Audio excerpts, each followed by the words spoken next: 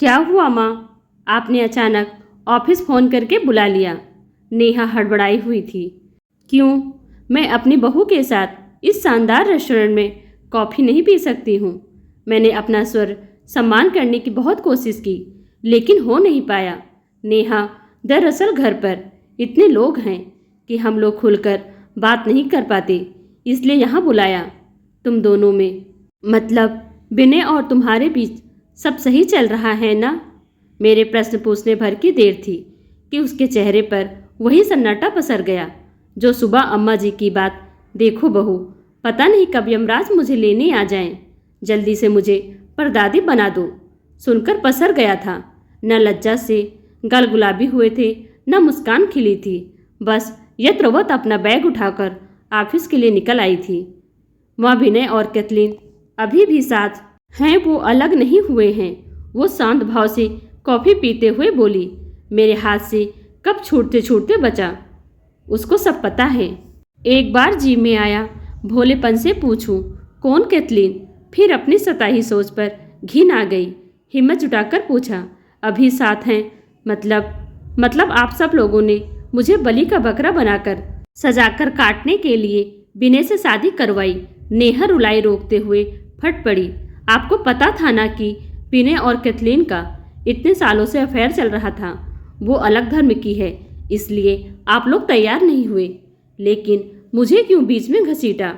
वही बात हुई ना कि एक औरत होकर एक औरत की दुश्मन बन गई। मुझे कटघरे में लाकर खड़ा कर दिया गया था।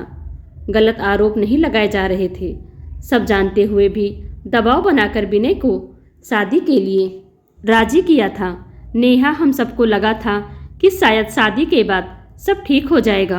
कोशिश करो बेटा। कोशिश? कौन सी कोशिश बाकी रह गई माँ? रोते रोते उसकी आंखें सूज गई थी। मेरी मम्मी दीदी बताती रही कि सज संवर कर रहो, अच्छा खाना बनाओ, सब किया। फिर 1 महीने बाद विनय के फ़ोन की तलाशी लेने पर सच सामने आया कि मैं उनकी ज़िंदगी में हूँ ही नहीं। मैं क्या करूँ माँ, आप बताइए। ईश्वर क्या करवाना चाहता है मुझसे? आरोपी भी मैं हूँ, फैसला भी मुझे सुनाना है। तुम क्या चाहती हो? विनय खुलकर कह चुके हैं कि वो कैथलीन से कभी अलग नहीं होंगे। ऐसे में मेरा अलग होना ठीक है। हालांकि मुझे मालूम है कि दोनों घरों में कोई इस बात के लिए तैयार नहीं होगा। उसने दयनीय भाव से मेरी ओर देखा। कितना झेला इस लड़की ने इतने महीनों से। मेरा मन भर आया। मैं विनय को समझाने की एक और कोशिश करूंगी। नहीं माना तो तुम फैसला लेने के लिए स्वतंत्र हो। मैं तुम्हारे साथ हूँ नेहा। वो डबडबाई आंखें लिए अविश्वास से मुझे आपलक निहारती रही।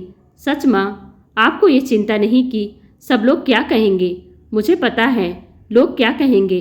मैंने उसका हाथ थपथपाते हुए गहरी सांस ली। यही कहेंगे कि हर बार औरत की दुश्मन औरत नहीं होती है।